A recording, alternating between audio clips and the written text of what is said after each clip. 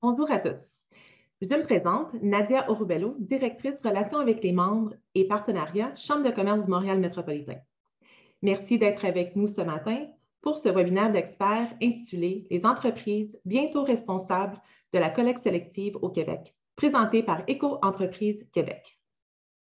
Le webinaire d'aujourd'hui sera l'occasion d'explorer la modernisation de la collecte sélective et de découvrir comment le modèle québécois permettra de passer à un système circulaire pour les contenants, les emballages et les imprimés.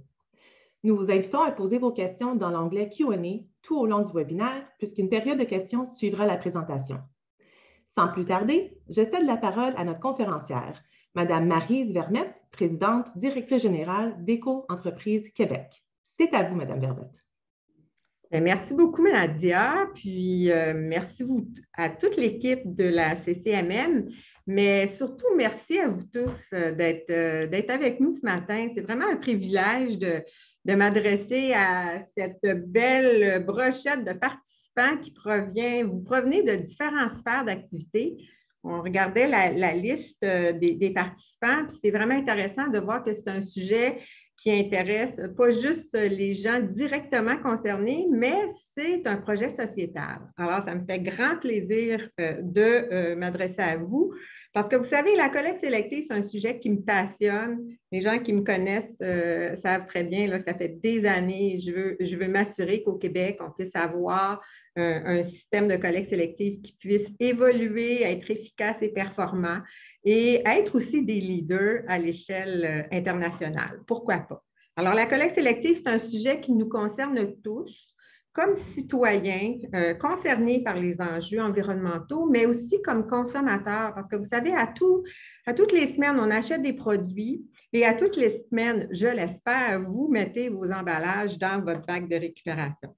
Alors, je vais vous parler aujourd'hui d'un sujet qui c'est vraiment un projet de société, comme je le disais, c'est un changement important à venir au cours des prochaines années pour les entreprises, les municipalités, mais aussi les différents intervenants de cette chaîne de valeur du recyclage au Québec. Alors, c'est un vaste chantier qu'on va mettre en place au cours des prochaines années avec les entreprises deviennent pleinement responsables du système de collecte sélective au Québec. Alors, le plan de match de notre atelier de ce matin, je vais vous faire un court état des lieux, de vous expliquer un peu d'où l'on vient et vers où on s'en va. La collecte sélective en 4 axes pour une transition fluide vers la REP collecte sélective et finalement la période de questions que je vais moi-même gérer. Alors, n'hésitez pas à me demander des questions d'éclaircissement ou s'il y a des aspects que je n'ai pas abordés pour que vous aimeriez dont je vous parle. On va quand même avoir un peu de temps à la fin là, pour pouvoir répondre à vos questions.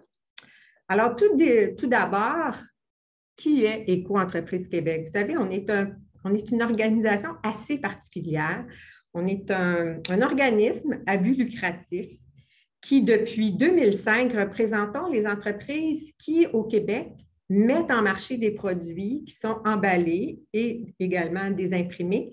Et ces entreprises, depuis 2005, ont la responsabilité de financer les coûts de votre service de recyclage à la maison, le service qui est offert et qui est desservi par votre municipalité.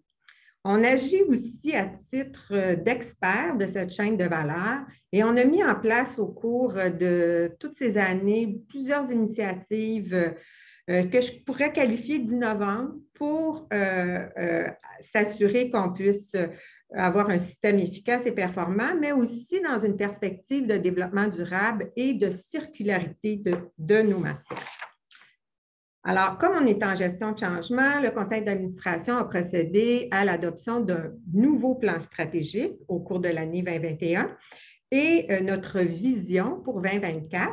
Alors, et j'aimerais vous la partager parce que, vous savez, notre conseil d'administration est composé de représentants des entreprises qui mettent en marché ces produits, que ce soit des détaillants, des manufacturiers de biens durables, de biens de consommation, mais aussi des entreprises de services et des entreprises qui génèrent des imprimés. Alors, vous allez être étonnés d'apprendre qu'on a des ministères qui sont membres de Éco-entreprise Québec parce qu'ils génèrent de moins en moins d'imprimés. Je pense que c'est une bonne chose. On veut travailler à la réduction à la source, mais on a vraiment des membres de différents secteurs d'activité.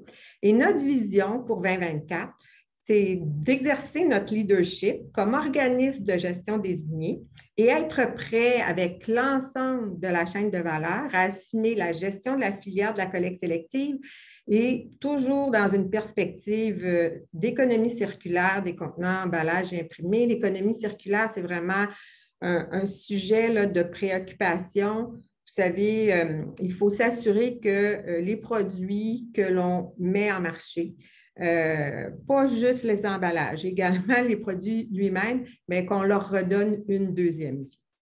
Alors, l'état des lieux, alors on peut affirmer que le projet de modernisation de la collecte sélective, il ne date pas d'hier.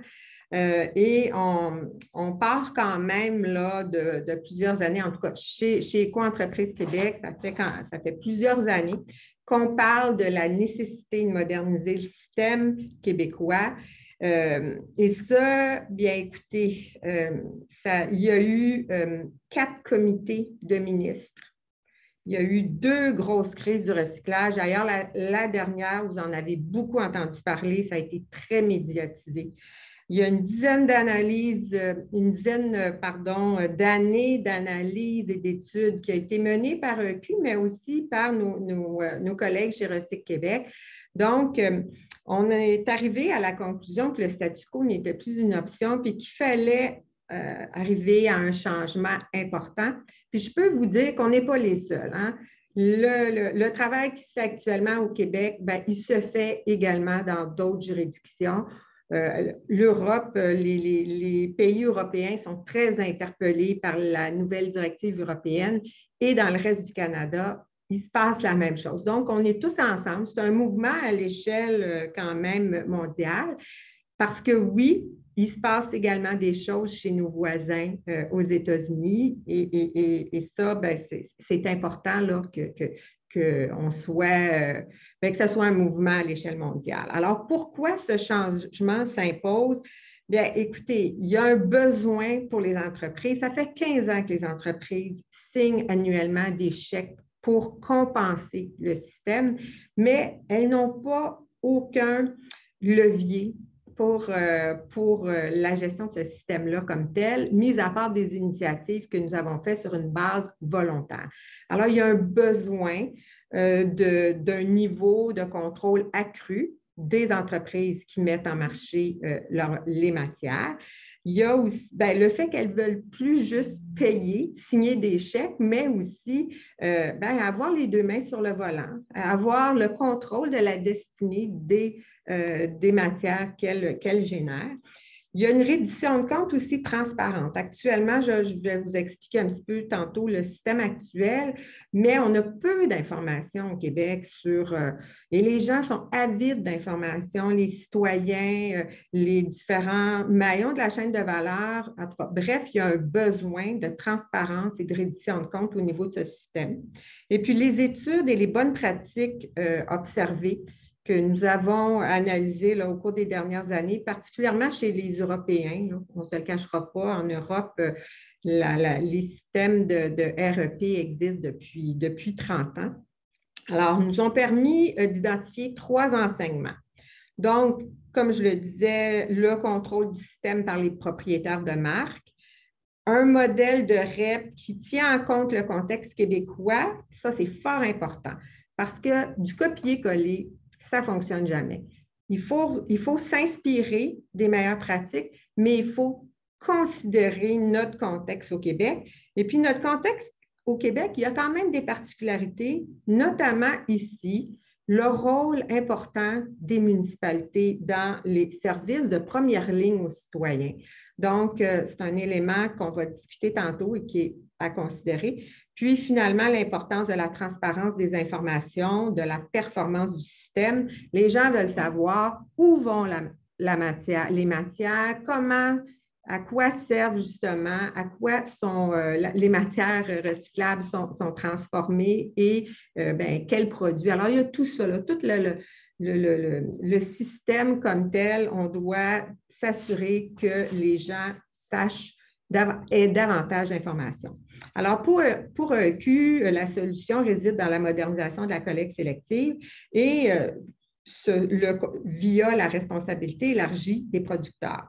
Ce concept, comme je l'ai expliqué, existe depuis plus de 30 ans en Europe, puis aussi quand même au Canada, là, on a d'autres provinces canadiennes qui ont des modèles de REP, pas juste pour les emballages, pour des produits aussi, notamment, je vais vous donner un exemple, l'électronique. Il est important de mentionner qu'au Canada, la compétence en matière de gestion des matières résiduelles, bien, elle est de nature, elle est au niveau provincial. Donc, il y a beaucoup de questions qui nous sont posées. Pourquoi il n'y a pas un système pour le Canada? Bien, c'est une compétence provinciale. Chaque province a son cadre réglementaire, son cadre légal et aussi son système de responsabilité élargie des producteurs. Donc, comme je le mentionnais, actuellement, depuis 15 ans, on a un système linéaire avec, on appelle la compensation des services municipaux de collecte sélective, le régime de compensation. Alors, vous voyez, c'est un système où les entreprises, via EQ, alors notre organisation, on a un rôle de percepteur. Donc, les entreprises paient une contribution sur la base du poids des emballages qu'elles mettent en marché, et ça, c'est annuellement. C'est comme un rapport d'impôt. Et cet argent-là, nous, on la reçoit, on la verse à Recycle Québec, qui la distribue aux municipalités, qui annuellement doivent déclarer leur coût net du système de recyclage et aussi le tonnage recueilli. C'est les deux seules informations que l'on reçoit de la part des municipalités. Alors, vous voyez, là, c'est un système et les municipalités donnent les contrats aux collecteurs, aux centres de tri, aux conditionneurs. Il y a plus de 560 quelques municipalités qui donnent des contrats actuellement au Québec. Donc, on a une approche très fragmentée et il n'y a pas de vision systémique du recyclage actuellement au Québec. Alors, c'est une approche, comme je le disais, qui est linéaire et qui fait en sorte que, bon, comme je le disais tantôt, les entreprises signent des chèques, mais n'ont pas de lien formel avec les municipalités, parce que même l'argent est versé à la société d'État et n'ont pas de lien avec les collecteurs, avec les centres de tri et avec les conditionneurs, avec les acteurs importants de la chaîne qui gèrent les matières qu'elles mettent en marché. Alors, c'est un système à vase clos. Vers où on veut aller? Bien, la décision du gouvernement, et je vous le dis, on salue cette décision du gouvernement du Québec, c'est d'instaurer la REP, collecte sélective, qui va venir briser les silos et qui va mettre les entreprises au cœur du système avec des relations directes avec les municipalités, les centres de tri, les conditionneurs recycleurs et les consommateurs. Elles vont pouvoir gérer leur matière de la conception, parce qu'elles prennent la décision du choix d'emballage, jusqu'au recyclage des matières qu'elles génèrent. Alors, on parle ici d'un transfert de responsabilité des municipalités aux entreprises et ça ne s'est pas fait souvent au Québec. Donc, c'est vraiment une décision importante que le gouvernement a prise. Mais, comme je dis, on n'est pas les seuls. C'est vraiment un mouvement à l'échelle mondiale. Alors, ce qui est important de souligner, puis je le disais tantôt, c'est qu'avec la REP, les entreprises vont donc encadrer le système de collecte de la matière parce que c'est clair que les municipalités sont les mieux placées pour offrir le service de première ligne. Ça fait partie de leur ADN. Alors, c'est pour nous des partenaires très importants de cette réforme du système de collecte sélective au Québec. Alors, il y a 4 grands principes qui ont été mis de l'avant par notre organisation pour assurer la réussite de la REP. Alors, il y a eu l'annonce par le ministre Charette juste avant la COVID, en février 2020, de la modernisation de la collecte sélective. Et nous, on a, dès l'annonce, on a annoncé qu'il y a des principes importants qui doivent être mis en place. Donc, s'inspirer des bonnes pratiques, comme j'en faisais référence tantôt, observer particulièrement en Europe, miser sur l'expérience des organismes municipaux et aussi sur l'expertise des acteurs de la chaîne de valeur. Vous savez, c'est un système qui existe depuis les années 90 au Québec, donc on ne va pas faire table rase, là. On a des gens qui ont mis en place des centres de tri, qui ont travaillé qui ont une expertise. Alors, c'est important aussi de travailler avec ces organisations-là qui ont de l'expertise et qui doivent continuer à contribuer. Donc, respecter les principes propres à une REP, ce que ça veut dire, c'est donner à l'OGD, parce que les entreprises vont être représentées par un organisme de gestion désigné. Vous avez vu dans notre vision, EQ aspire à être cet organisme. Alors, c'est de donner à l'OGD la flexibilité dans les moyens et l'agilité pour gérer les nouvelles obligations et s'adapter à l'évolution du système. C'est important. Le cadre réglementaire ne doit pas être trop prescriptif et doit donner de la latitude pour qu'on puisse mettre en place des solutions innovatrices, être agile, puis faire en sorte que le système puisse évoluer dans le temps. Dans ce sens, comme je le disais, il va y avoir un transfert de responsabilité, puis ça sera important aussi que le gouvernement clarifie les rôles attribués à l'OGD et aussi les responsabilités des entreprises, mais par rapport aussi aux municipalités. Il va falloir vraiment là, que ça soit clair dans la réglementation. Puis finalement, l'imputabilité demandée aux entreprises quant à la performance du système doit passer par un contrôle du système. Si on veut que les entreprises augmentent les taux de recyclage au Québec, si on veut que les entreprises soient redevables, elles doivent avoir le contrôle du système et aussi être propriétaires de la matière. Elles mettent en marché ces matières, elles doivent s'assurer d'avoir la propriété de la matière jusqu'à la fin de la boucle. Alors, la collecte sélective en 4 axes, c'est la façon dont on a identifié les actions à mettre en place pour assurer la réussite de cette modernisation. Alors, mieux orchestrer, mieux concevoir, mieux récupérer et mieux recycler. Donc, mieux orchestrer, participer aux travaux du cadre légal et réglementaire. Je vais vous en parler tantôt. Vraiment, au Québec, là, quand on se compare, on se console. Notre gouvernement a vraiment mis en place une structure de concertation et c'est tout à leur honneur. Mieux concevoir les contenants, les emballages, les imprimés, l'éco-conception. On en parle beaucoup de l'éco-conception. S'assurer que l'éco-conception au Québec devienne la norme pour les entreprises. Mieux récupérer, bien encadrer les services de collecte et de transport qui seront gérés par les municipalités. Puis aussi, c'est important, accompagner les citoyens pour améliorer leur geste de tri. Et finalement, mieux recycler, s'assurer d'une adéquation entre les emballages qui sont mis en marché et aussi les possibilités de recyclage. C'est tout le défi du système. C'est qu'on fait tout ça finalement pour donner une deuxième vie aux matières et il faut s'assurer que les matières soient recyclées. Et pour ça, il y a du travail à faire. Ce n'est pas pour rien qu'on a eu des crises dans le passé. Il y a vraiment des changements à mettre en place. Donc, je vais vous indiquer comment on va y arriver. Donc, mieux orchestrer.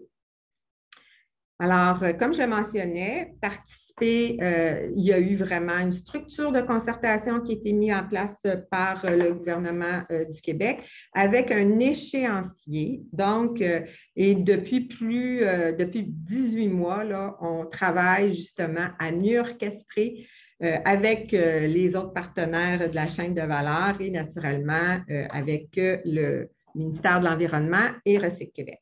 Alors, vous avez l'horizon de 5 ans Ce qui est bien, c'est qu'on va avoir le temps de bien faire les choses. Bon, on a déjà une année de passé, on est rendu en 2021. Alors, le gouvernement prévoit une transition sur un horizon de 5 ans pour concrétiser le projet. Alors, le premier jalon, c'est le diagnostic du système avec l'ensemble des acteurs. C'est ce que je vous parlais, l'étape de concertation, alors qui a été mis en place par le ministère de l'Environnement et Recyc Québec. Il y a 4 groupes de travail qui ont été créés, un sur les centres de tri, un sur les contrats municipaux, un sur l'adéquation entre les matières mises en marché et les débouchés, et un sur les changements, le plus important, les changements légaux et réglementaires. Le deuxième jalon, on va tomber bientôt dans cette période de transition. Donc, c'est la fin progressive du régime de compensation vers l'entrée progressive de la REP collecte sélective. Et finalement, le troisième jalon, l'implantation de la REP collecte sélective. Alors, les étapes législatives et réglementaires à court terme. Alors, pour déployer la modernisation, le gouvernement, comme j'ai dit, a établi un calendrier. La loi il y a un projet de loi qui a été déposé il y a maintenant 1 an et la loi a été adoptée en mars dernier, le 17 mars 2021. Cet automne, le gouvernement, je sais que les gens au ministère travaillent très fort sur la rédaction du projet de règlement. Donc, on espère avoir un projet de règlement d'ici la fin de l'automne. Donc, c'est beaucoup de travail. C'est vraiment un projet de règlement costaud. Donc, c'est la prochaine étape. Et l'édiction du règlement, bon, peut-être à la fin de l'année, mais je pense qu'il faut envisager davantage le début de l'année 2022. Alors, c'est la situation du calendrier. Alors, on est vraiment dans le feu de l'action pour ce cadre réglementaire qui va être déposé très bientôt. Alors, dans la dernière année, je vous dirais, durant toute cette période de COVID, puisque l'annonce de la modernisation a été faite juste avant, EEQ et ses différents partenaires ont eu une opportunité d'influencer et d'orienter le gouvernement sur la future REP. Et comme je le mentionnais tantôt, c'est vraiment une excellente chose parce que moi, je connais des juridictions où il n'y a pas beaucoup de concertation et c'est décidé en vase clos et c'est imposé. Tandis que là, c'est vraiment un processus de co-création. De notre côté, chez EQ, on a mis en place une structure de gouvernance robuste pour justement élaborer nos positionnements au niveau des travaux du gouvernement. Et ça a été vraiment un très bon, ça s'est très bien déroulé. Alors, je vous parlais des 4 groupes de travail. Il y a eu aussi, on a mis en place notre structure de gouvernance. Vous savez, on a notre conseil d'administration, mais on a aussi un comité du conseil, le comité élargi de la modernisation de la collecte sélective qui regroupe des membres du conseil, des représentants des entreprises contributrices, mais aussi des associations patronales qui représentent ces entreprises. On a également le comité associatif, et ça, c'est vraiment unique pratiquement au Québec. On a plusieurs associations patronales au Québec qui représentent les différents secteurs d'activité des entreprises membres de EQ. Alors, on travaille avec ces associations à l'échelle du Québec, mais aussi celles qui sont à l'échelle canadienne. Donc, on a vraiment une plateforme de concertation très élaborée chez EQ. Et tout le travail qui a été fait, c'est 65 rencontres des groupes de travail du gouvernement et de leur comité de suivi. La concertation a un prix, mais ça en vaut la peine et on a été très occupés au cours des derniers 18 mois. Il y a 12 recommandations qui ont été faites lors du dépôt du mémoire de Q à l'automne dernier. Et le conseil d'administration de Q a adopté 21 positionnements lors de 6 réunions. Alors, vous savez, grosso modo, c'est une centaine de rencontres qu'on a tenues au cours de la dernière année. Alors, le phénomène Team et Zoom, vraiment, ça fait partie de nos vies au cours des 18 derniers mois, comme tout le monde d'ailleurs. Alors, comme je disais, c'est une concertation unique et sans précédent. Mieux concevoir. Vous savez, les entreprises mettent en marché des produits, utilisent des emballages, souhaitent vraiment faire des bons choix. Souvent, ce sont des bons choix, mais aussi, il y a des choix d'emballage qui ne sont pas optimales pour le système de la collecte sélective. Et nous, c'est important. Il faut s'assurer que ce qui est mis en marché, bien, ce soit recyclable, puis on puisse donner une deuxième vie à ces emballages. Donc, il faut que l'éco-conception chez les entreprises devienne la norme. Comme le marketing est important, comme quand on met l'intégrité du produit, la qualité du produit qui est vendu, mais l'emballage aussi est important au niveau de son éco-conception. Donc, en devenant responsable de la matière, les entreprises seront en mesure de s'assurer, comme je le disais tantôt, de l'adéquation entre ce qu'ils mettent en marché et les capacités de recyclage. Incorporer des matières recyclées pour favoriser l'économie circulaire. Donc, et ça va permettre la création de nouveaux marchés au Québec pour les matières recyclées. Et aussi, diminuer le suremballage, c'est fondamental. Il faut travailler sur cet aspect. Donc, les entreprises auront une raison fondamentale de faire d'éco-conception parce qu'elles seront responsables du recyclage de la matière, ce qui n'est pas le cas actuellement. Donc, c'est vraiment un incitatif. Donc, nous, comment on va contribuer? Comment on va y arriver? Déjà, ça fait quand même près de 10 ans qu'on a un service d'éco-conception chez EQ, d'éco-conception et d'économie circulaire, une belle équipe dynamique. Donc, on travaille à élaborer des lignes directrices en éco-conception, en recyclabilité pour l'ensemble des matières du bac.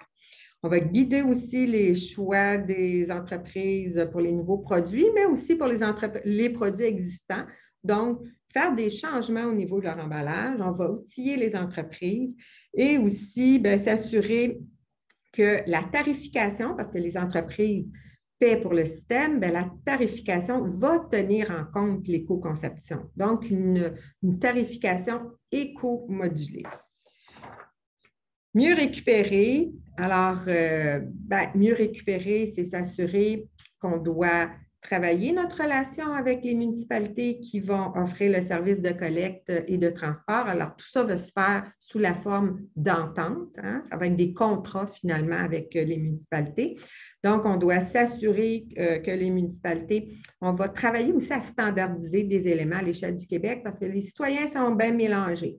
D'une région à l'autre, ça arrive, ce n'est pas toujours les mêmes matières qu'on met dans le bac. Nous, on a une vision de standardisation ici à l'échelle du Québec par rapport aux matières, mais on comprend qu'il faut reconnaître les particularités du système québécois. On n'a pas nécessairement le même service à Gaspé qu'on va avoir dans un arrondissement de Montréal ou qu'on va avoir dans une municipalité dans le nord du Québec. Donc, il faut vraiment, on va travailler très fort là, à cet aspect de reconnaître les particularités québécoises. Et on doit travailler aussi avec les citoyens pour améliorer leur geste de tri parce qu'on sait qu'il y a beaucoup de choses qui se retrouvent dans les bacs de récupération. Les citoyens pensent bien faire. Le bac de récupération est devenu le fourre-tout de tout ce que les gens ne veulent pas jeter, hein, parce qu'ils sont sensibilisés au niveau de l'environnement, mais ils veulent pas, ils mettent tout dans le bac. Le problème, c'est que le bac, ce n'est pas finalement le fourre-tout de toutes les matières qu'on ne veut pas mettre aux déchets. Donc, il faut s'entendre sur le fait que les citoyens ont un rôle important dans la chaîne de valeur. Il faut défaire la perception, comme je le disais, que si on n'est pas certain d'une matière, on va le mettre dans le bac de toute façon. Et les citoyens doivent être responsabilisés et conscients de leur rôle dans la chaîne de valeur. On appelle ça, recycler plus, mais aussi récupérer mieux. Alors, comment on va y arriver? Alors, nous croyons que des citoyens informés, sensibilisés, éduqués peuvent être des alliés dans l'amélioration du système et reproduire le geste de mieux trier, que ce soit à la maison, mais aussi dans les lieux publics. Et on sait qu'il faut aller vers de plus en plus de la récupération dans les autres secteurs d'activité, dont entre autres les milieux de travail. L'OGD doit avoir la responsabilité de gérer et orchestrer une campagne à l'échelle du Québec. Donc, avoir un message unique, avoir un message qui va être diffusé à l'ensemble du territoire québécois et non pas en fonction de toutes les petites particularités municipales. Il y a de l'information qui va demeurer à l'échelle municipale, mais la sensibilisation doit être vraiment un mouvement de masse à l'échelle du Québec. Mieux recycler. Alors, c'est important, comme je le disais, on fait tout ça. Pourquoi? Pour s'assurer de donner une deuxième vie à nos matières. Donc, et c'est le système de boucle, comme je le mentionnais, c'est le système d'économie circulaire de nos emballages.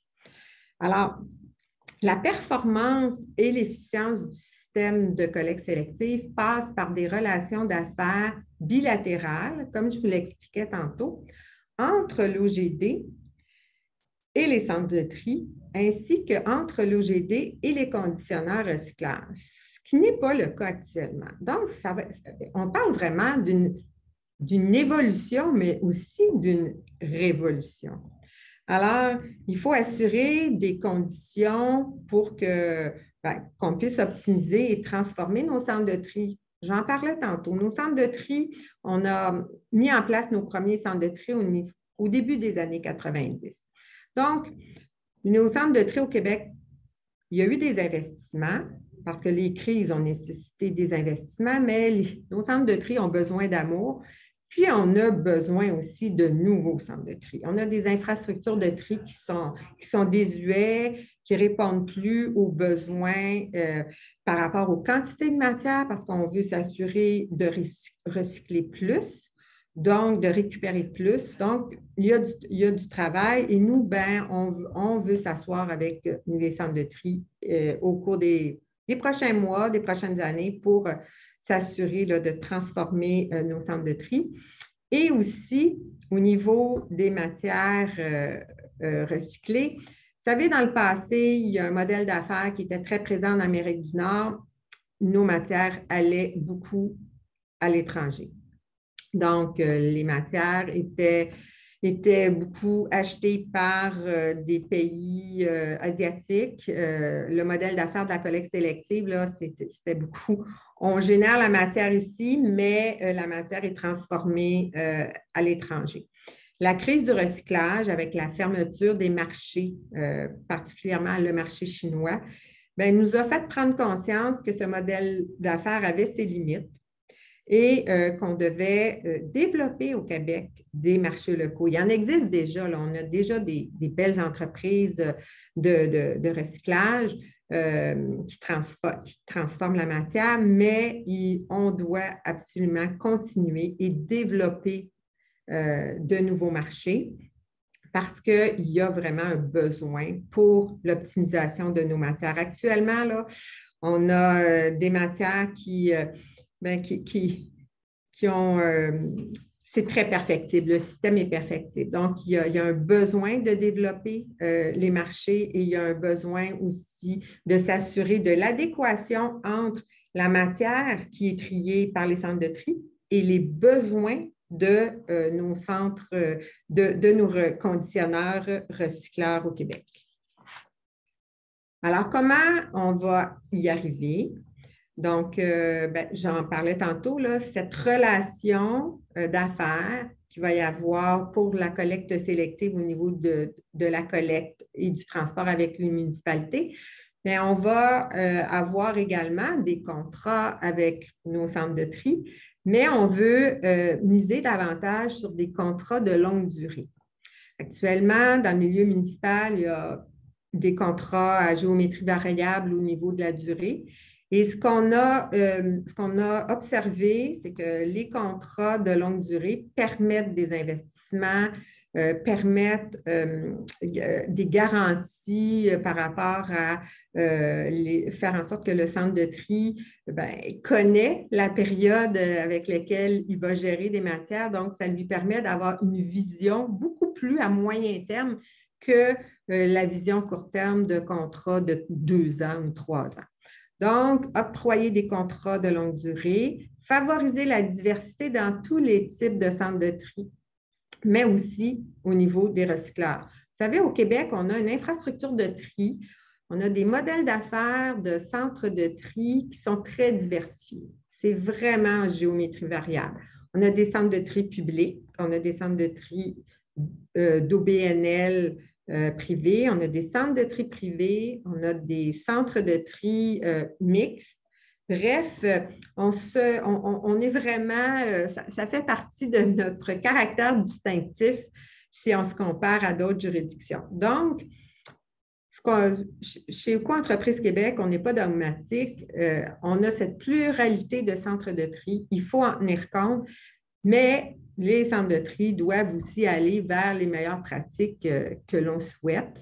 Et alors, on veut travailler toujours à maintenir la diversité, mais aussi à développer, à mettre en place les meilleures pratiques de tri. Et ça, bien, ça va passer par augmenter la qualité des matières triées, puis vendues aux conditionneurs recycleurs. On a des données actuellement dans le cadre de la période de diagnostic, dans le cadre des travaux du GAPC aussi, le groupe d'action plastique circulaire, dont le livre blanc a été lancé cette semaine. Une très belle initiative dont Éco-Entreprises Québec est membre. Donc, les ballots de plastique au Québec ont énormément je veux dire, le niveau de qualité des ballots, particulièrement les ballots mixtes, c'est très faible. Il y a des enjeux. Alors, les conditionneurs achètent des ballots qui se retrouvent avec beaucoup de rejets.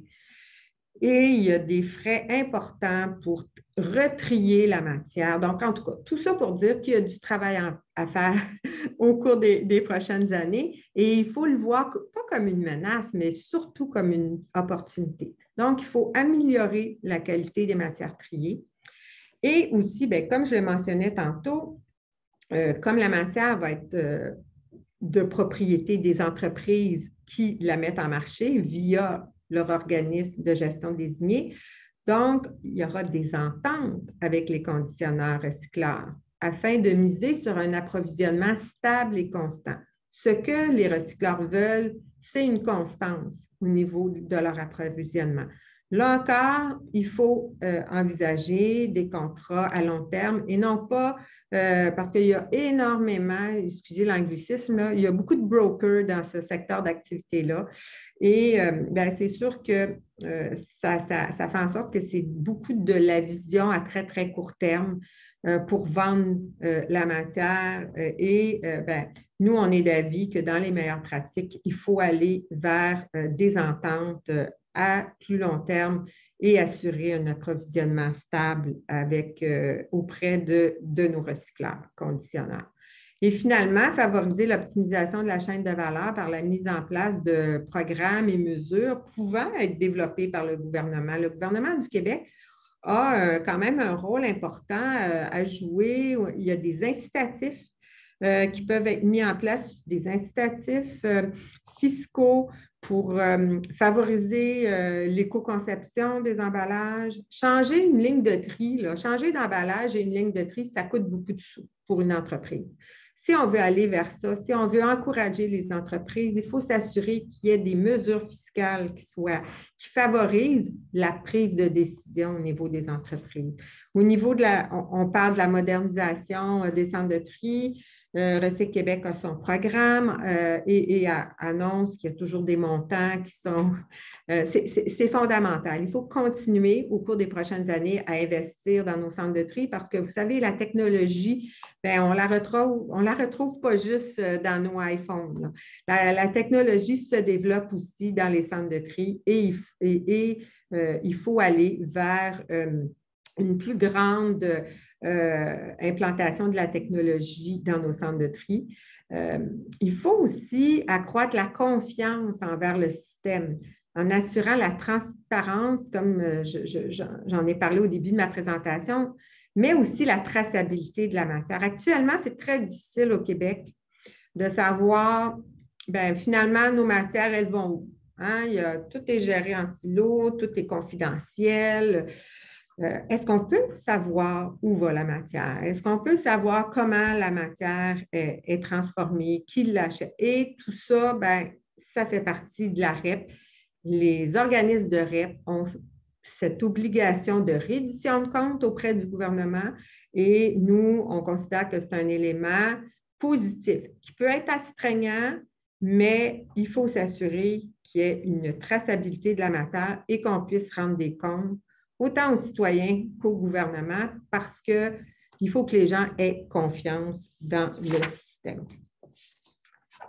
Alors, pour une transition fluide vers la collecte sélective, ben, écoutez, j'en parle depuis tantôt, autant le gouvernement du Québec que Éco-entreprises Québec, mais aussi nos partenaires, les unions municipales, la Fédération québécoise des municipalités, l'Union des municipalités du Québec. Ça fait quand même près de 2 ans qu'on travaille ensemble.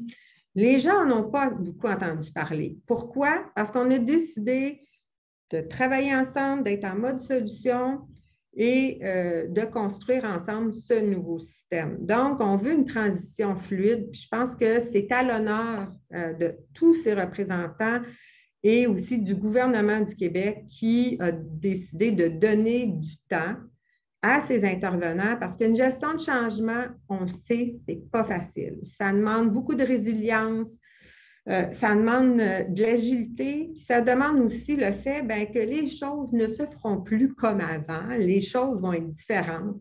Et pour ça, il faut l'accepter, mais il faut être transparent. Et c'est vraiment la façon qu'on a décidé de travailler. Et merci au gouvernement du Québec de nous avoir donné les moyens de travailler de cette façon-là. Et merci aux partenaires de la chaîne de valeur. Certains craignent le changement. Certains veulent le statu quo. C'est normal. Il faut les amener à adhérer et aller vers ce changement. Donc, une vision concertée des intervenants est essentielle et l'année dernière nous démontre que c'est possible. C'est pour ça que ça n'a pas fait la première page des journaux, là, parce qu'on a été capable de s'entendre et de ne pas chicaner. Alors, la mise en œuvre de la REP, c'est une approche win-win pour toutes les parties prenantes. Alors, pour les entreprises qui vont devenir responsables de la conception jusqu'au recyclage de leur matière, qui devront être de plus en plus incitées et, comme on dit, l'éco-conception doit devenir la règle. Et on doit s'assurer naturellement que ce qui est mis en marché puisse être recyclé. Et on veut favoriser naturellement les marchés locaux. Donc, le plus possible, recycler au Québec, au Canada et dans les juridictions peut-être limitrophes. Là. Vous savez, on fait affaire quand même avec des États américains. Donc, il ne faut pas non plus l'exclure, mais c'est clair qu'il faut privilégier les marchés locaux. Les municipalités, qui sont des partenaires essentiels et incontournables et, pour assurer la collecte et le transport, qui feront l'objet d'entente avec l'OGD, mais aussi le maintien de la relation de proximité avec le citoyen. Comme je le mentionnais tantôt, c'est vraiment, les municipalités sont les gestionnaires, comme on dit, de première ligne du service aux citoyens.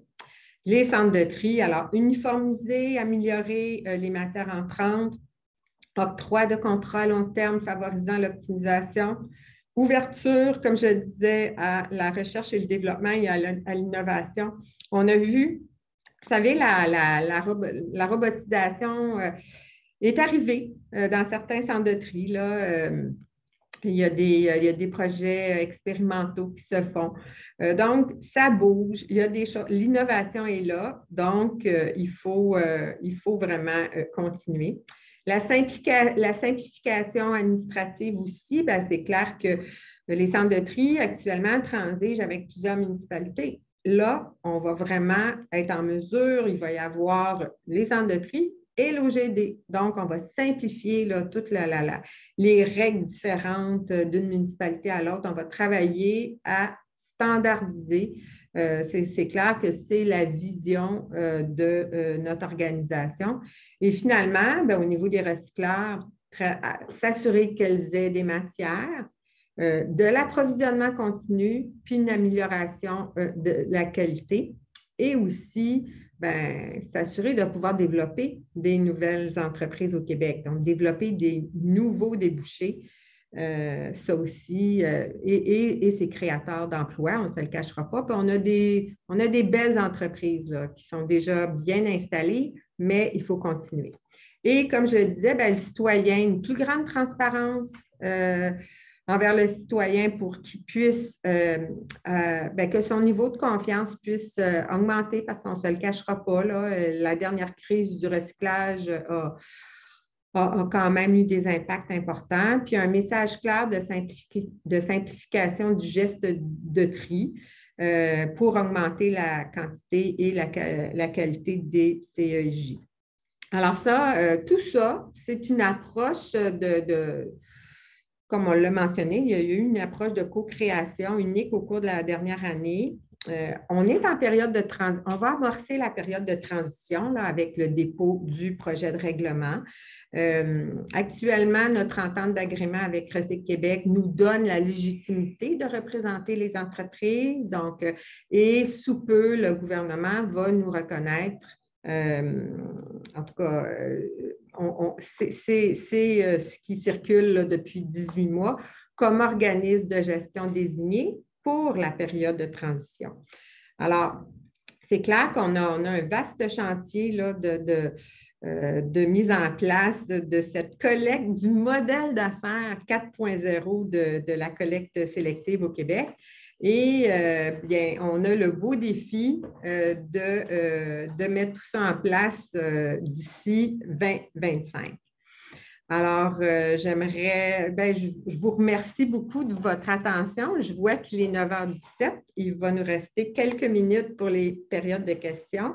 J'espère que ma présentation, j'avais quand même un guide parce que je ne vous cacherai pas, je suis très passionnée de ce sujet et puis je pourrais vous en parler encore pour plus longtemps.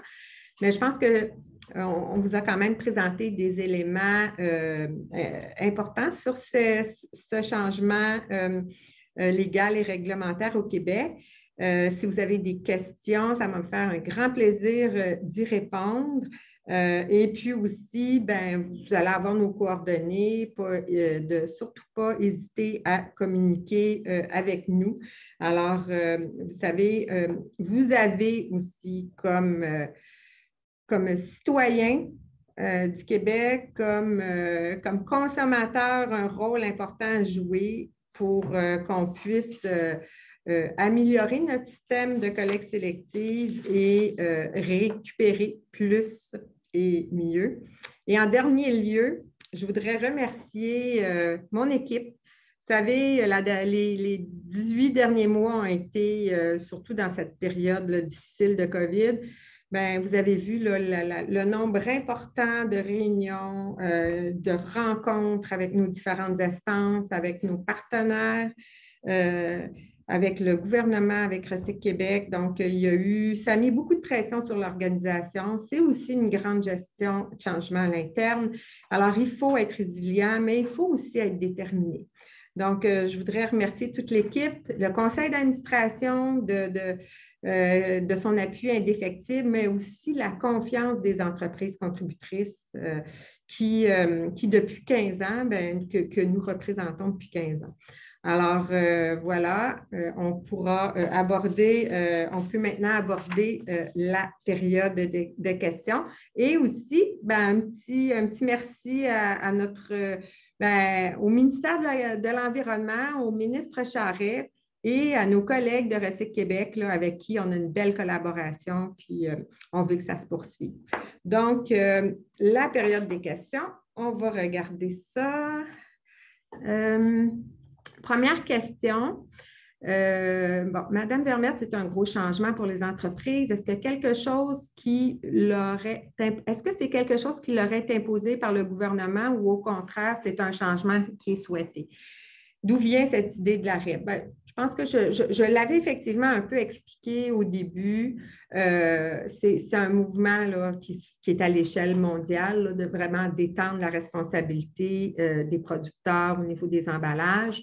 C'est clair que les entreprises nous ont, dans le passé, depuis presque 10 ans, nous disent, écoutez, nous, on paye, mais on aimerait ça avoir plus de responsabilités. On aimerait ça avoir les deux mains sur le volant. Alors oui, ça a été demandé par les entreprises et d'ailleurs, ça a été demandé dans les autres provinces au Canada. Donc, c'est un souhait. Et l'important, c'est de s'assurer qu'au Québec, on développe un système selon notre contexte et nos couleurs. Deuxième question, est-ce qu'un plan de loi ou règlement afin de restreindre l'utilisation de certaines matières non recyclables est discuté avec le gouvernement? Je vous remercie de cette question parce que je vous en parlais, l'éco-conception, s'assurer que nos emballages soient éco-conçus, c'est fondamental. Donc, je pense qu'il faut vraiment il faut vraiment que les entreprises réalisent là, que plus que jamais, font partie de la solution et que le choix d'emballage est important. Donc, on sait, on travaille, nos entreprises mises en marché au Québec, ne proviennent pas juste du Québec. On sait, on achète beaucoup de produits provenant de l'étranger. Donc, c'est pour ça que ça doit s'opérer à l'échelle internationale. Donc, la bonne nouvelle, c'est que c'est en cours actuellement. Ça va prendre du temps, mais il faut amener nos entreprises à mettre en marché des produits qui sont emballés avec des matières recyclables. Notre tarification va faire en sorte que si on utilise une matière non recyclable, dans les prochaines années, ça va coûter très cher. Donc, il y a vraiment un incitatif financier. Concernant les bannissements, on sait qu'il y a des annonces à l'échelle du fédéral, il y a des questionnements, il y a des municipalités qui veulent bannir des matières. Moi, le message que j'ai à dire aux municipalités, c'est que oui, ça relève de votre champ de compétences, mais imaginez si on se retrouve avec 200 règlements au Québec avec des bannissements différents. Comment on va s'y retrouver? Comment les détaillants vont pouvoir mettre sur les tablettes des produits quand dans une municipalité, on décide de bannir tel type de matière, dans une autre municipalité? Alors, il faut qu'il y ait une vision d'ensemble. Et c'est clair qu'il faut qu'il y ait une stratégie à l'échelle du Québec. C'est ça le message aussi qu'il faut lancer. Beaucoup d'ECI ne sont pas des producteurs, tour à bureau, mais paient des taxes municipales, payent les emballages auprès des producteurs et doivent payer. Comment les ECI pourront bénéficier des avancées dans le programme de REP? Bon, alors ça, c'est un aspect, c'est un des positionnements de Éco-entreprise Québec concernant les ICI. Vous savez, les ICI, actuellement, dans notre système de collecte sélective municipale géré par les municipalités, on a à peu près 15% de matières qui proviennent des ICI, souvent des petits ICI, mais aussi certains tours à bureau, notamment à Montréal. Donc, la rue si je prends l'exemple de Montréal, on a les grandes artères commerciales, c'est dans le service municipal. On a beaucoup de petits commerces qui sont desservis par les ICI au Québec. On a certaines villes qui ont développé un service élargi. Donc, les ICI, il faut adresser les ICI. Nous, on a demandé au gouvernement, donnez-nous le temps aussi de faire un plan pour les ICI, d'avoir une vision d'ensemble. Donc, ça fait partie des recommandations qu'on a faites. Il faut vraiment avoir un plan de gestion pour les ICI au Québec parce qu'on ne gère pas une entreprise, je vais vous donner un exemple, une entreprise manufacturière qui déjà il y en a plusieurs là, qui ont mis en place leur système et le restaurant ou le dépanneur du coin de rue. Alors, il faut vraiment faire une analyse de nos ICI puis identifier quels sont les types de services qui sont les plus appropriés et voir comment opérationnaliser tout ça. Et ça ne veut pas dire que ça va être opéré par l'OGD, mais il faut vraiment faire un état des lieux au niveau des CI au Québec. Vous parlez des taxes municipales. Bien, actuellement, les entreprises compensent ce système, mais on sait très bien qu'il y a des municipalités qui continuent à taxer le citoyen. Avec la REP collecte sélective, bien, la municipalité ne pourra plus taxer le citoyen. Elle va être payée directement de l'OGD avec des contrats.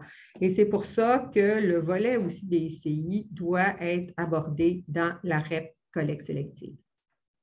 Vous affirmez que les entreprises seront responsables du recyclage de leur emballage. Comment et quelles sont les implications? Bien, écoutez, je pense que j'ai pu, au cours de la dernière heure, là, vous expliquer tout ça. Je vous invite aussi à aller sur notre site Internet. On a beaucoup d'informations sur notre site. Et on va davantage donner de l'information. Vous pouvez communiquer aussi avec l'organisation. On est très transparent, là, donc parce que c'est une question à multiples réponses. La sensibilisation de la population a montré ses limites depuis que la collecte sélective est en place. Comment faire pour accroître le taux de participation et la qualité du tri? Alors oui, effectivement, comme je mentionnais tantôt, la sensibilisation a montré ses limites, mais vous savez, on n'a pas de campagne nationale au Québec sur le recyclage. On a eu quelques initiatives de la part de Recycle Québec. Éco-entreprise Québec aussi, on en a fait dans le passé. Mais on a des petites campagnes municipales. Je pense qu'il va falloir vraiment investir dans la sensibilisation. Beaucoup, c'est constant. Peu importe le secteur d'activité, il faut mettre beaucoup de ressources et de temps dans la sensibilisation. Et nous, on va déjà commencer dans la période de transition. Je pense que c'est important que les citoyens puissent savoir vers où on s'en va, mais aussi faire de beaucoup de communication avec les différents partenaires de la chaîne de valeur. Est-ce que d'autres organismes ont manifesté leur intérêt à être OGD? Alors, au Québec, bien, vous savez, ça fait 15 ans qu'Éco-entreprise représente toutes les entreprises qui mettent en marché les emballages. On a une structure de gouvernance très robuste.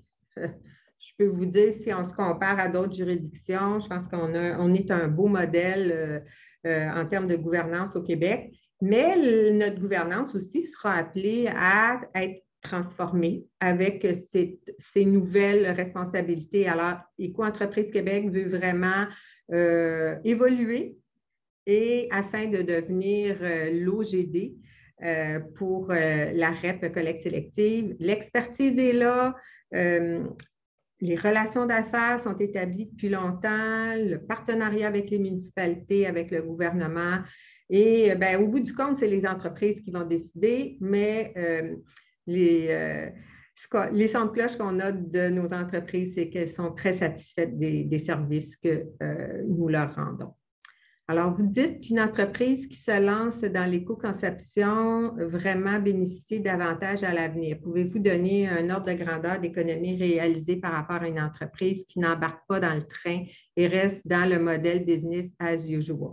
Bien, c'est sûr que, comme je le mentionnais tantôt, les entreprises l'éco-modulation, c'est-à-dire de notre tarification, va faire en sorte que les emballages qui sont très facilement recyclables, bien, le tarif va être beaucoup moins élevé que celui des emballages finalement qui ne sont pas recyclables. Donc, il va y avoir un gros incitatif financier.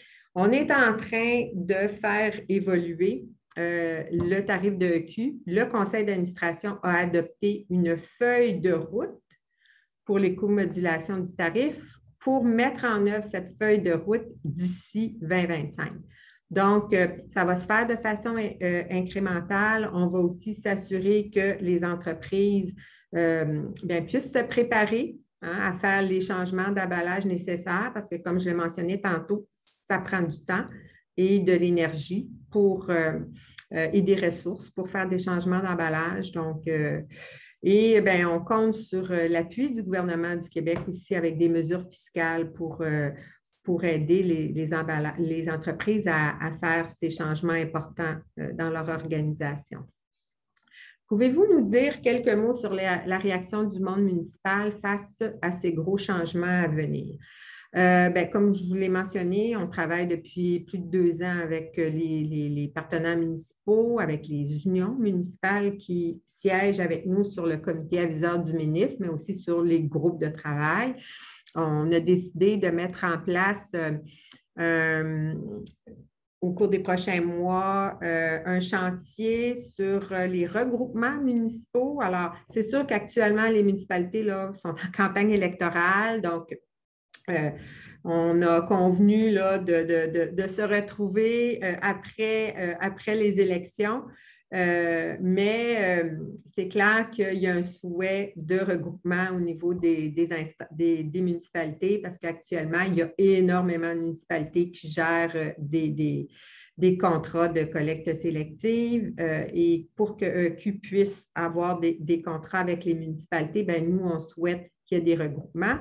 Donc, à titre d'exemple, actuellement, en Ontario, ils sont à peu près 190 organismes municipaux. Puis là, comme je vous disais, au Québec, on est à plus de 500. Donc, je pense qu'il y a vraiment des conditions gagnantes à se regrouper, une économie d'échelle pour la collecte et le transport. Alors, en tout cas, c'est un beau chantier qu'on va travailler avec les municipalités au cours des prochains mois. Dans l'avant-dernière page, il est indiqué incitatif à l'éco-conception. L'impact ne serait-il pas plus grand et favorable si cette dernière était imposée? Vous savez, les entreprises aiment l'innovation, aiment avancer et ce qu'elles n'aiment pas, c'est de se faire imposer des décisions via des lois.